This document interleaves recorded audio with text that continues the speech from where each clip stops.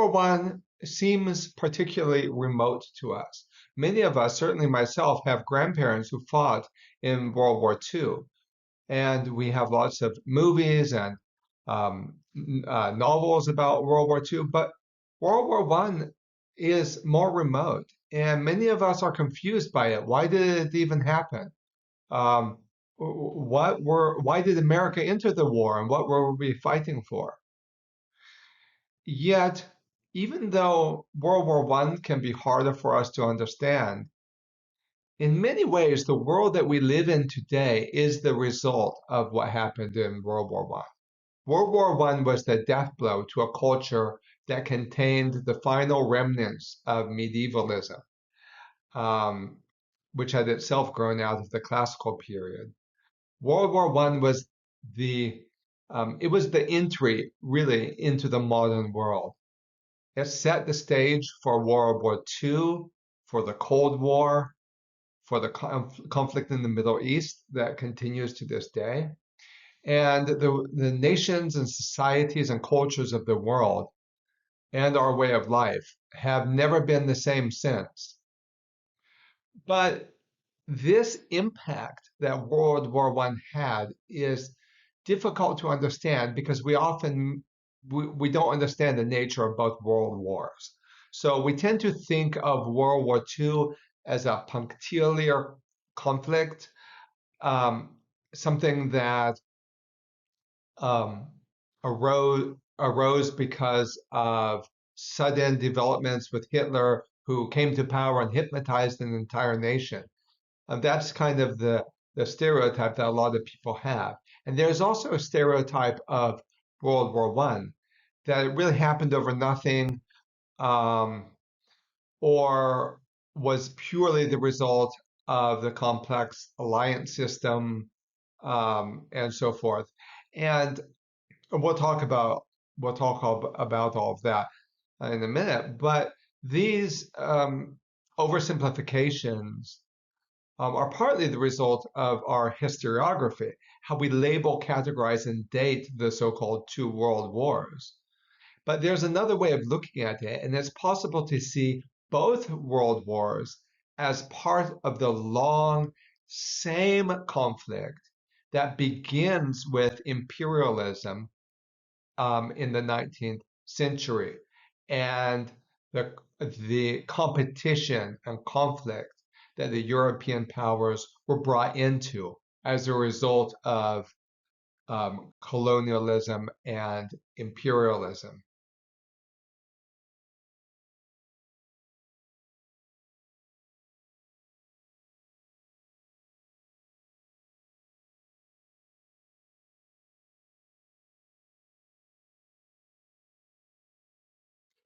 I'm just going to repeat that because this will be on the quiz. Another way of looking at both world wars is to see them as part of the same conflict that begins with imperialism in the 19th century. Ever since the age of exploration, the different European powers grew enormously wealthy through colonial expansion. The Spanish, the French, the Portuguese, even the Americans, and of course the British owned vast domains. It was said of Queen Victoria that the sun never set on her empire because because she had lands all in all the different time zones, northern hemisphere, southern hemisphere, etc. And this map shows the situation in 1914. Colonialism naturally made the European powers very wealthy and powerful, at least those that were able to participate in colonialism, those with strong shipping and naval ability. But it wasn't just colonialism that increased the power of the European nations. Unification movements also helped centralize power. Um, Germany and Italy, for example, only came to exist as single political entities in the 19th century. Um, Prior to the 19th century, the Europe was a patchwork of small kingdoms and principalities and city-states.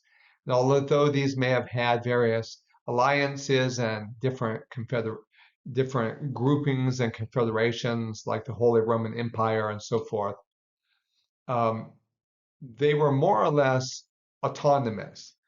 Um, and that may be an oversimplification, but the modern nation state that we think of today was, as far as Europe was concerned, was really a development of the 19th century.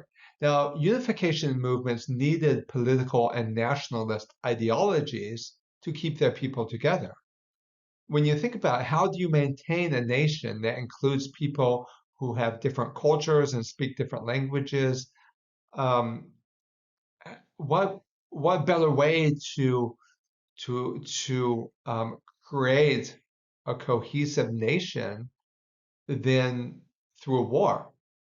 And for example, one of the means that Bismarck used to absorb all the Germanic states into Prussia, the precursor to modern Germany, was by provoking a war with France. So war has been central to the unification movements in Europe throughout the 19th century.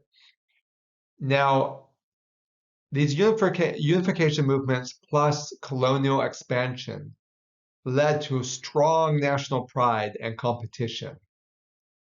Competition both in Europe and competition abroad, where the different colonies could come into conflict. And if there was war in Europe, then that automatically spilled out into conflict with the corresponding colonies abroad.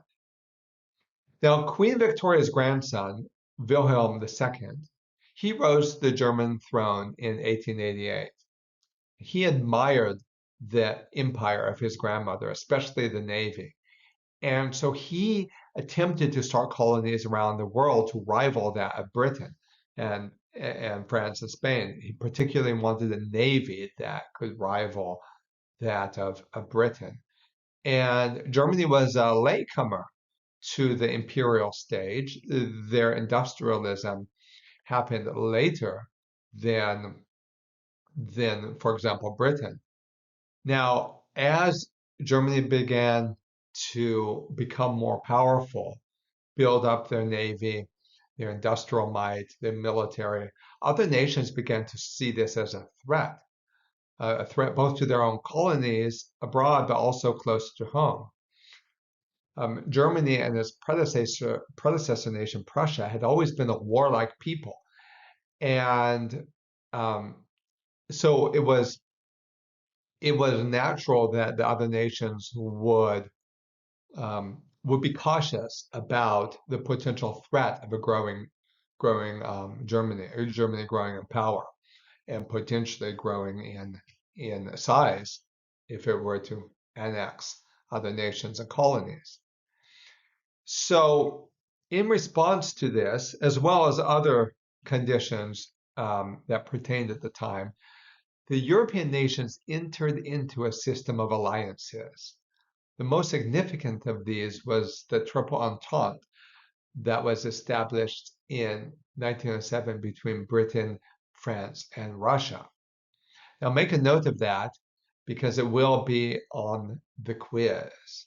Again, the Triple Entente was an agreement established in 1907 between Britain, France, and Russia.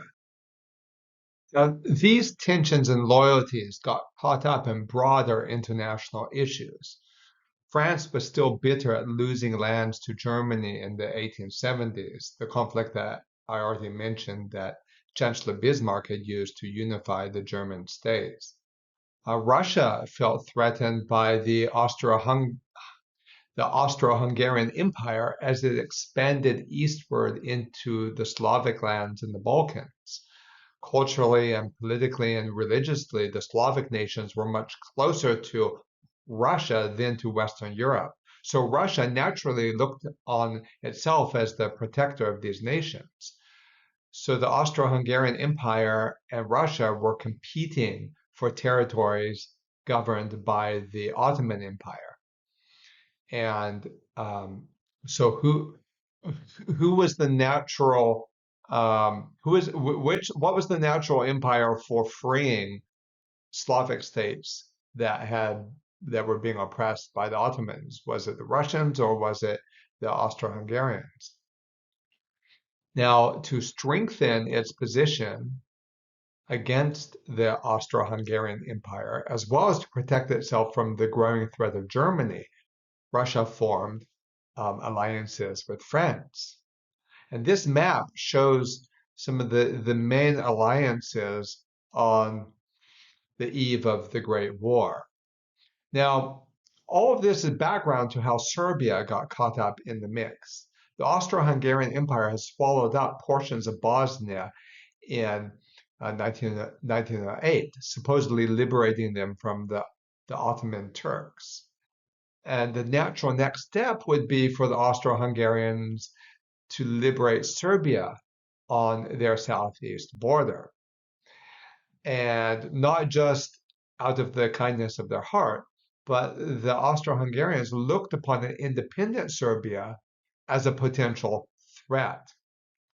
And the reason for that is because within the Austro-Hungarian Empire, there were a lot of Slavic peoples, particularly in Bosnia that they had recently annexed. So an independent Serbia might energize nationalist movements within other parts of their empire. So the Austro-Hungarians didn't want Serbia to be a free, independent state. But this expansion eastward into the Slavic lands angered Russia, who wanted to have closer ties with the Slavic populations of Eastern Europe. And Russia had previously supported Serbia in wars for it to become independent from the Ottoman Turks. And so Russia naturally looked upon itself as the protector of the Serbian people.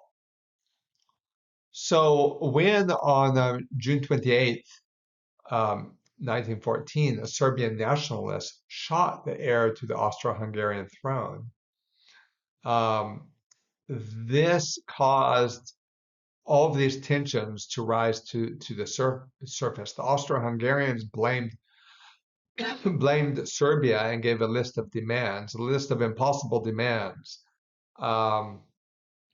that would give them the legitimacy for annexing Serbia, which they had wanted to do anyway, because remember, they looked upon an independent Serbia as a potential threat. And when Serbia didn't meet all of the demands, a month later, the Austro-Hungarians declared war. And this, because of the system of alliances, this obligated a chain reaction. Russia was obligated through their alliances to come to Serbia's defense. Germany was obligated to support Austro-Hungary, and that put Germany at war with France because of this alliances that France had entered into with Russia, and then in order to get to France, Germany went through neutral Belgium, which obligated England to enter the war because of the treaties that it had entered, obligating itself to protect Belgium. So the chain reaction was triggered, and the war began. Thus, we have a situation where Germany, Austria-Hungary, and the Ottoman Empire are a fighting bloc known as the Central Powers. They are fighting the Allied powers, France, Great Britain, and Russia. And other nations get caught up in the conflict based on their strategic position in other parts of the world. For example, the Japanese support the Allied powers, as does eventually Italy. Bulgaria joins with Germany and the Central Powers. And remember these for the quiz. Remember who the Central Powers are and who the Allied powers are. And you can make a note of this and bring it with you into the quiz. But it's important to remember how this is shaping up in the nations of the world. Now, nobody expected the war to be as destructive as it. Well, first of all, the theory was that the system of alliances would prevent war from ever happening in the first place. But if it did materialize, nobody expected it to be as deadly as it was, because they were still thinking in terms of older styles of war. This was the first large-scale conflict fought with modern machinery. So previously, war had been governed by systems of honor. Remember, I said that Europe was still the remnants of medievalism. The notions of war and strategy and even wartime ethics had not yet caught up or accommodated itself to the modern industrialized world. And even beyond war, culture and the world at large had changed drastically so quickly. There's faster than societies could accommodate. Rapid industrialization, changing ideas, changing politics. It was all it happened at a truncated scale, much quicker than the cultures of Europe could adapt to. One example of this is mass printing.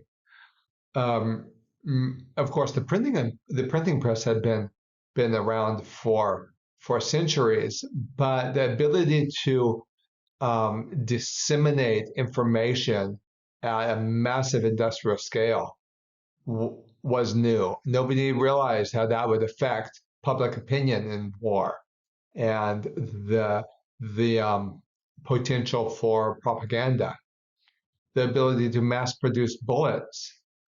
And of course, this was going on at the same time as the accelerated growth of colonies and empires around the globe.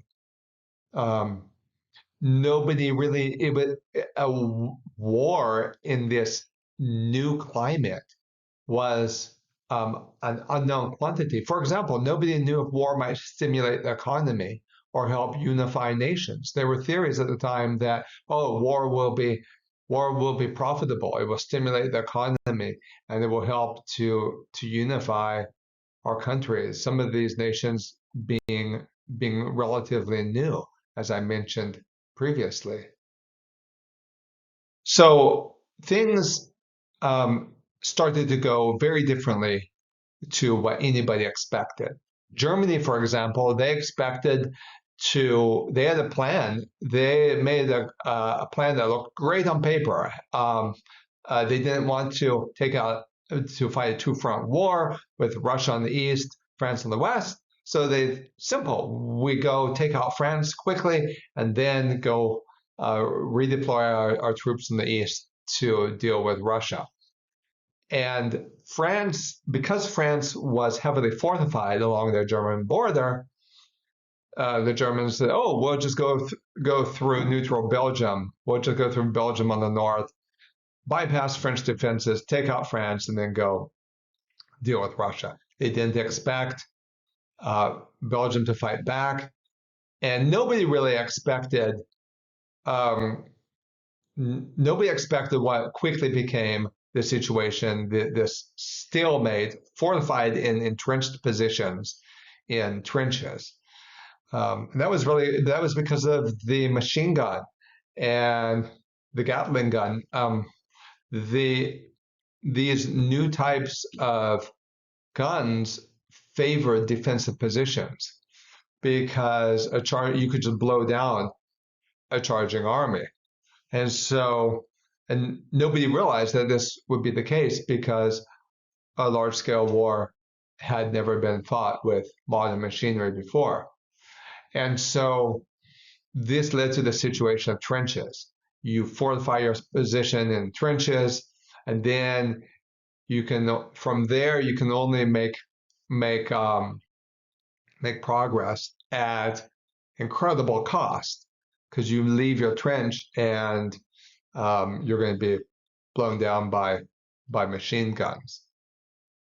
So the hope of a quick advance um, quickly quickly deteriorated. The hope was lost. Germany ended up having to fight a war on two fronts, and we have this situation that became characteristic of the war, of both sides um, becoming entrenched in their positions in these trenches. So why did America enter this futile conflict, seemingly futile conflict that by on the surface it appears a purely European conflict rooted in European hubris and European issues. So, what brought the Americans into the war? Americans have always been interconnected with Europe. And as they found as early as the Napoleonic Wars, it's never been clear how to remain neutral on the seas while continuing trade relations. We'll get into all of that, but first we have to understand something about America in the early 20th century. Progressivism had brought idealism and a kind of do-goodism to politics. And that impulse would be leveraged in the idea of war as an engine of good. And war not so much as a necessary evil as a positive good. And in Europe, war was a means of honor. Were at least at the beginning of World War One. But in America, war was potentially redemptive. But this is how it was seen. Really, since the even before the Civil War. But we'll talk a bit more about that. But um, it wasn't just that. It wasn't just that politicians could mobilize armies by appealing to their better nature. There was a shift in how people saw the role of the state and government, and this particularly came to a head in Wilson's presidency. I'm just going to read you a book from. I'm going to read you a quote from this book. Paul Johnson, the British historian, his history of the American people. He writes about some of these changing dynamics that were occurring and how Americans perceived their relationship to the state. To Jefferson and indeed to Jackson, big, heavy-handed government was associated with reactionary forces, with kings and emperors and the Federalists, and later with Wall Street. Heavy taxation, especially through such devices as personal income tax, was a conspiracy to steal money from the hard-working population and squander it among the office-holding elites. To some extent, this view survived the Civil War, in which huge powers were acquired by a Republican federal government to destroy states' rights. What it did not survive, this view of big government as the enemy, it did not survive the rapid growth of big business and corporate power in the decades which followed. Gradually, the progressive intelligentsia and the bulk of the Democratic Party began to see a strong federal government with wide powers of intervention as the defender of the ordinary man and woman against the excesses of corporate power. The notion of the public sector goods needs to be expanded, as opposed to the private sector, potentially bad, needs to be invigilated and regulated, began to take possession of the minds of the do-gooders. For this purpose, it was necessary for the state to expand its revenues. It was Wilson who first introduced America to big, benevolent government. We must not exaggerate the extent of the revolution he carried through.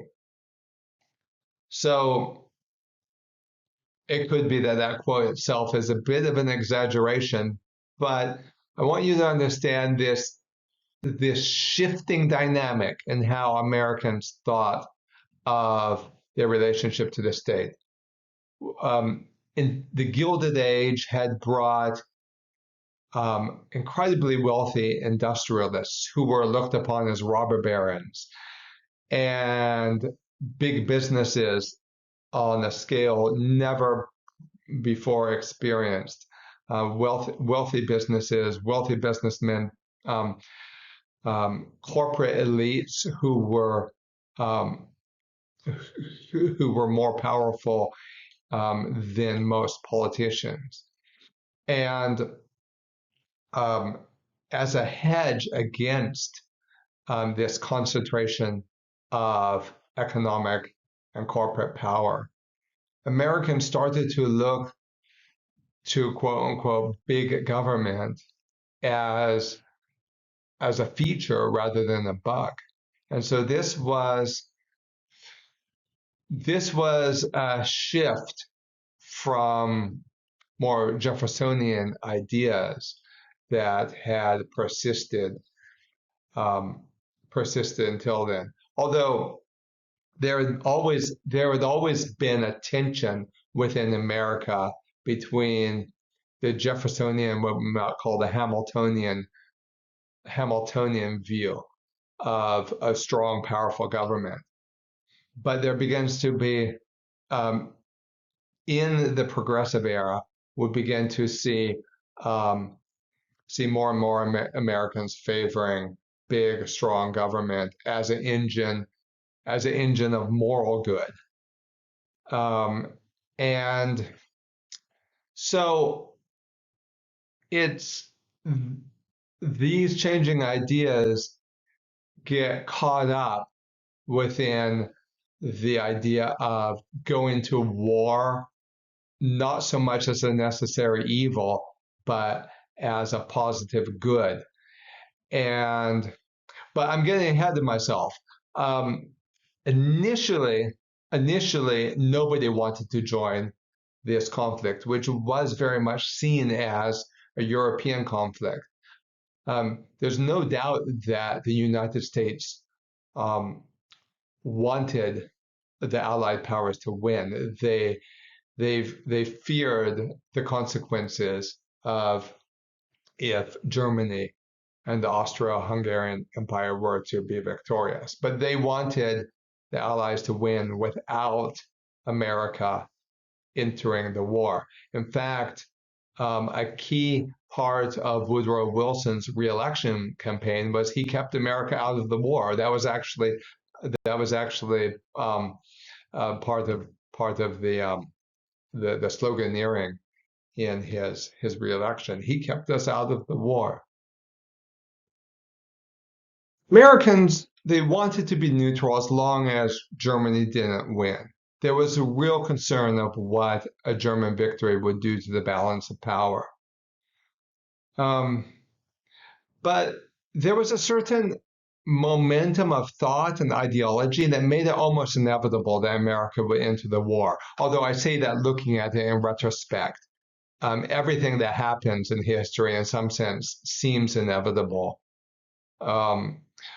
But I mean, consider that there was already a strong sense of foreign adventurism in American international policy, including even colonialism and imperialism.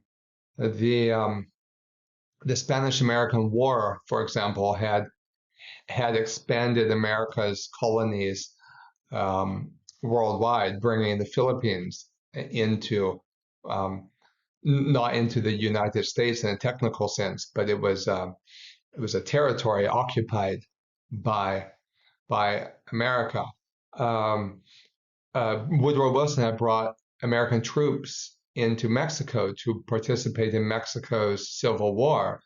Um, they America had involved itself in conflict in the Dominican Republic to protect its interests in the region, so that the Panama Canal would not be destabilized.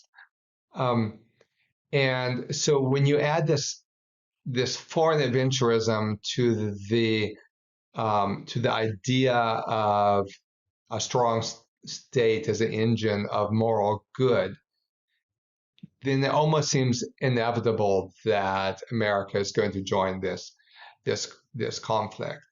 But what would have happened if we don't know what would have happened if it hadn't been for German submarine aggression.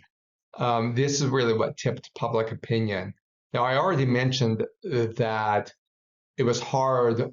It's always been hard for America to remain neutral in European conflicts when they have strong trade interests involved. And that was certainly the case here. Now, because America it was neutral in the conflict, they could private ships could go take supplies to Germany just as they could take supplies to England. But in practice, more supplies and loans went to the Allied powers rather than Central powers. In fact, I don't, as far as I know, the government did not loan any money to Germany. Now, private ships could go to Germany with supplies, but because England controlled the sea lanes of the Atlantic,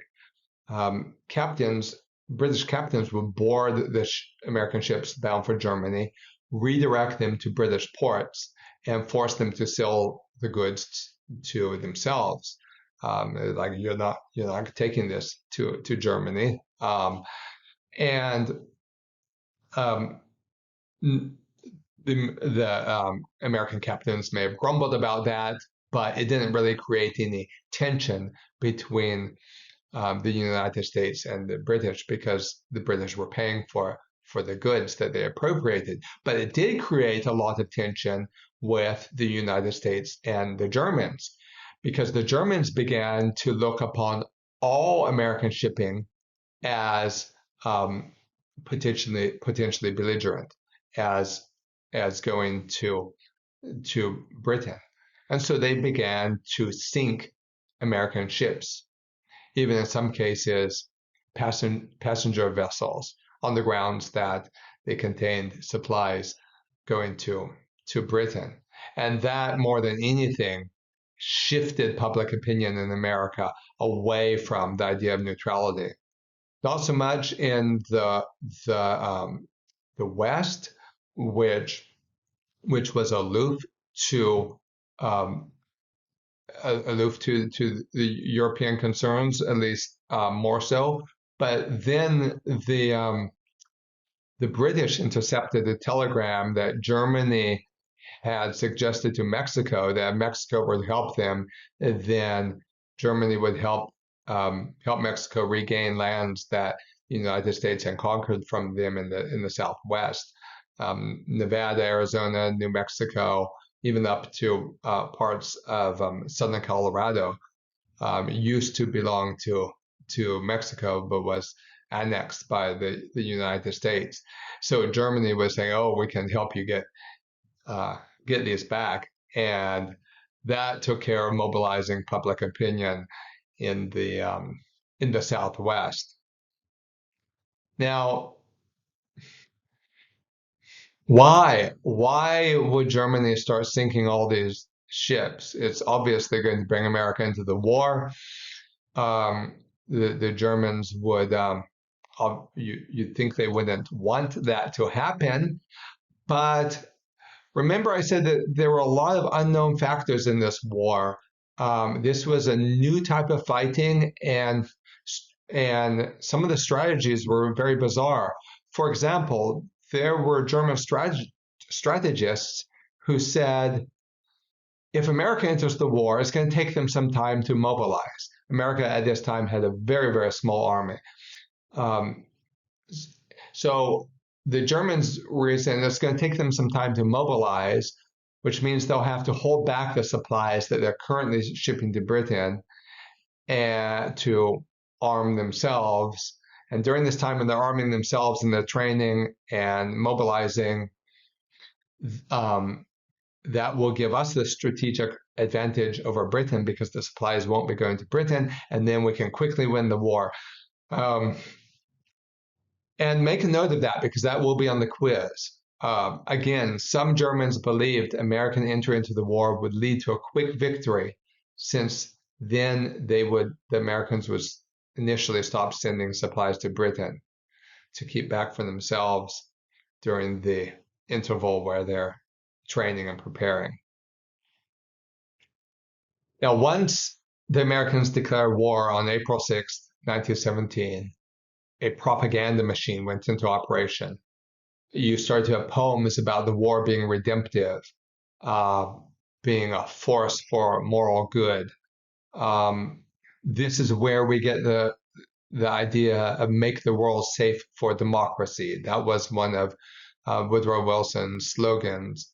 There was also another marketing campaign was this is the war to end all wars.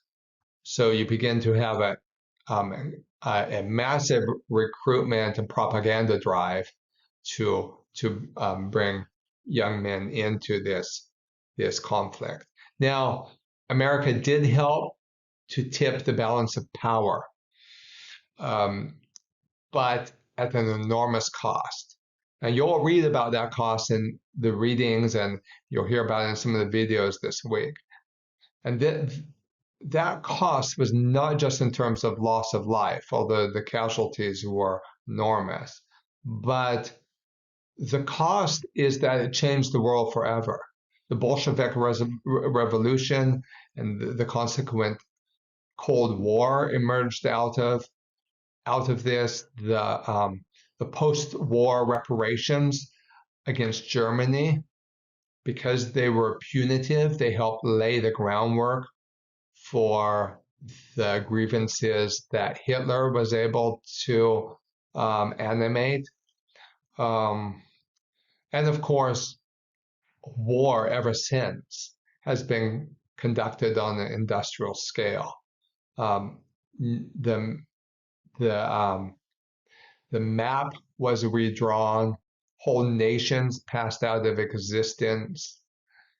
The conflict in the Middle East and the conflict with communism,